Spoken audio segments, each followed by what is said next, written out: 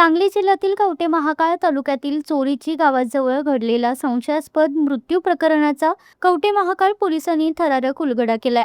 सुरुवातीला अपघात म्हणून नोंद झालेल्या या प्रकरणामागे तब्बल 30 लाखांचा विमा रकमेसाठी रचलेला खुनाचा कट असल्याचं तपासात निष्पन्न झालंय।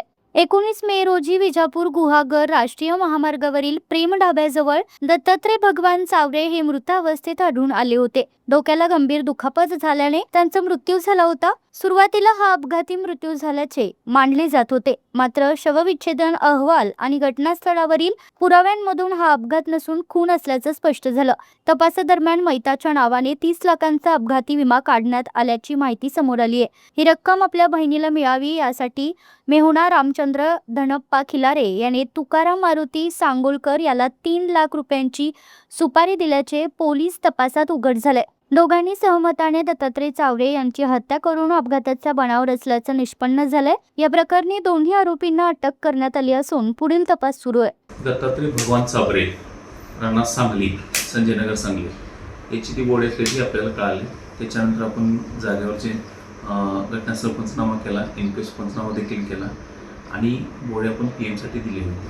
पीएम झाल्यानंतर डॉक्टरने ॲडव्हान्स सर्टिफिकेट आपल्याला दिल्यानंतर ॲडव्हान्स सर्टिफिकेटमध्ये त्याच्या डोक्याच्या डाव्या बाजूला एकूण 4 जखमा झालेल्या दिसून आल्या। मग सदरच्या जखमा या कशाने होऊ शकतात याबाबतचा अभिप्राय डॉक्टरांकडे मागितल्यानंतर डॉक्टरांनी सांगितले की सदरची जखम अपघात किंवा पडून होऊ शकत नाही, तर या कुठल्या तरी हाताळ्याने त्याच्यावर वार झालेला आहे, त्यानंतर त्या जखमा झाल्या असल्याचं डॉक्टरनी आपल्याला अभिप्राय दिल्यानंतर तर सदर ईडीआर दाखल होता आपला 69/2026 चे तपाशी अंमलदार होते AP कोळेकर साहेब।